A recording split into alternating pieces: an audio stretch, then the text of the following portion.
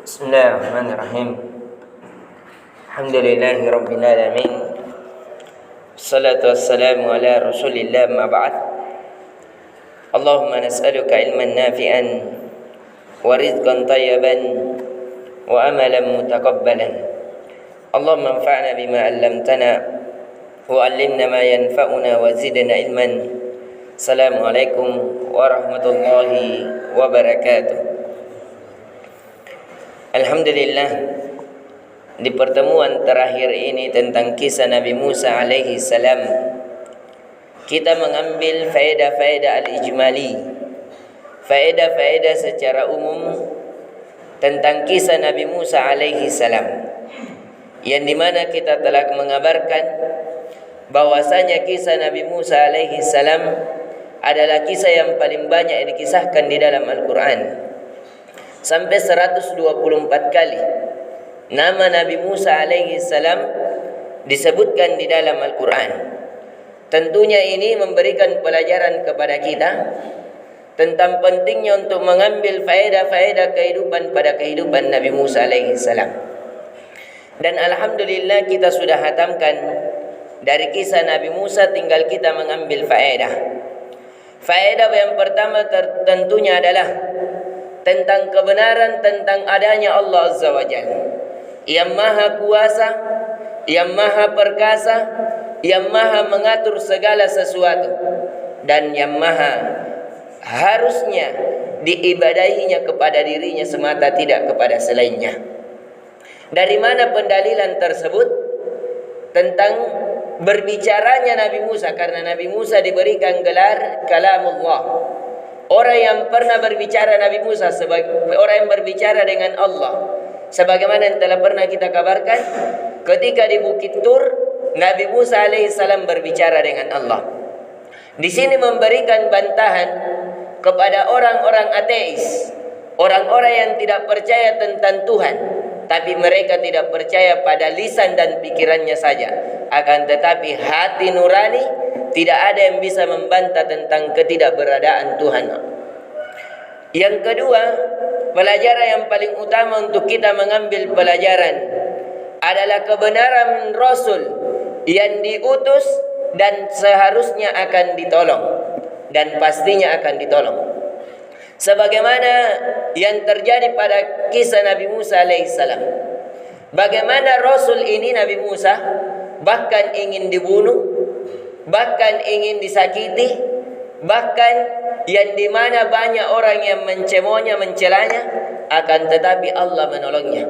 Makanya dia keluar dari negeri Mesir, pergi ke kota Madian. Akhirnya di kota Madian, bahkan di situ dinikahkan dengan anak Nabi Syuaib, salah satu dari anak wanitanya, dan dia lama tinggal di sana, kemudian kembali di Mesir. Ini pelajaran yang kedua yang harusnya kita mengambil pelajaran, bahwasanya agama Allah, walaupun kita tidak beriku andil di dalamnya, tetap agama Allah akan tetap bercahaya hingga hari kiamat. Sebagaimana yang Allah kabarkan, yuriduna liyutfi'u nurallahi biafwahihim wallahu mutimmu nurihi walau karihal kafirun. Mereka orang-orang kafir senantiasa ingin menggelapkan cahaya Allah.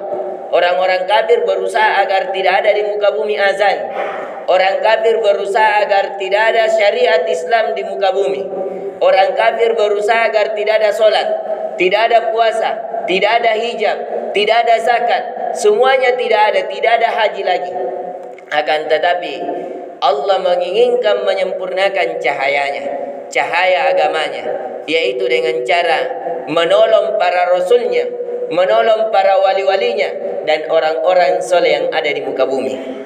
Ini pelajaran yang harusnya kita mengambil, dan pelajaran selanjutnya yang harusnya kita ambil dari kisah Nabi Musa alaihi salam, agar hendaknya kita bersahabat dengan orang-orang yang soleh.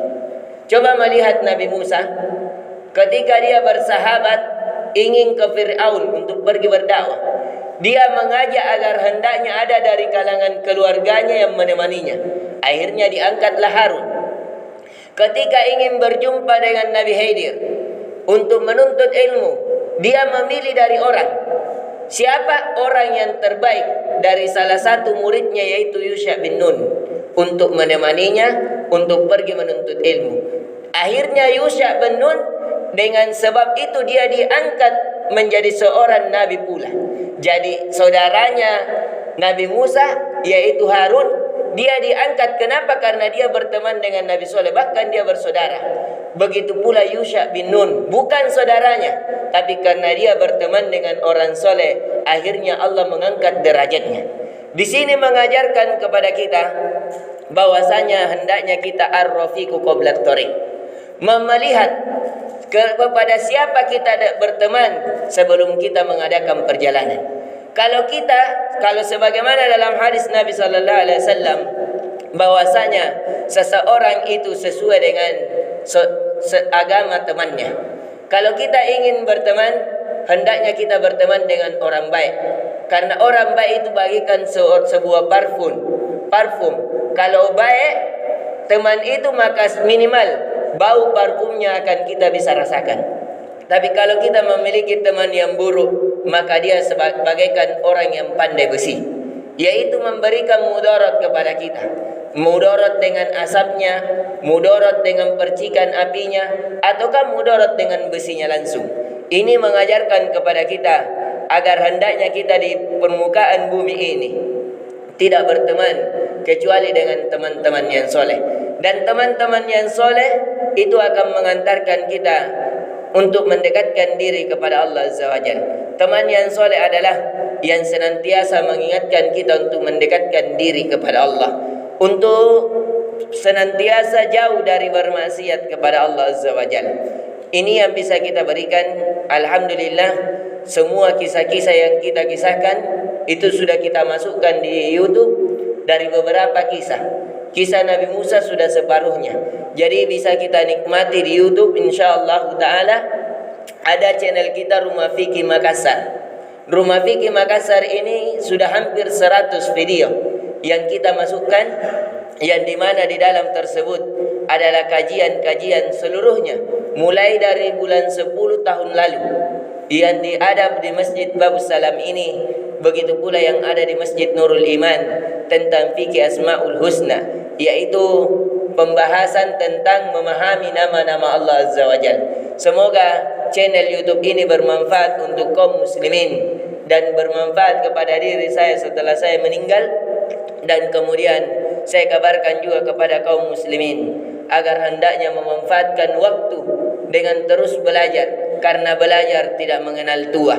Akan tetapi sebagaimana kisah Nabi Musa, walaupun dia sudah tua dia tetap belajar. Akan tetapi harus diperhatikan, dalam belajar membutuhkan kesabaran. Sebagaimana yang dikabarkan Allah Azza wa Jalla kepada Nabi Musa, innaka lam tastati' ma'iya sabara. Sesungguhnya kau tidak mampu untuk ikut kepadaku karena engkau tidak mampu bersabar. Karena kata para ulama, man ta'allama ta'allama. Barang siapa yang belajar, pasti dia akan merasakan kesakitan. Artinya kesakitan atau kekurangan atau hal yang tidak mengenakan jiwa. Karena belajar membutuhkan menguras waktu, sedangkan kita senantiasa bermain-main dengan waktu. Belajar membutuhkan biaya, sedangkan kita sangat butuh biaya. Dan belajar banyak kebutuhan-kebutuhan yang dimana seandainya kita mengingatkan tentang keutamaan belajar, tentunya itu jauh lebih kita harapkan daripada harta yang kita genggam.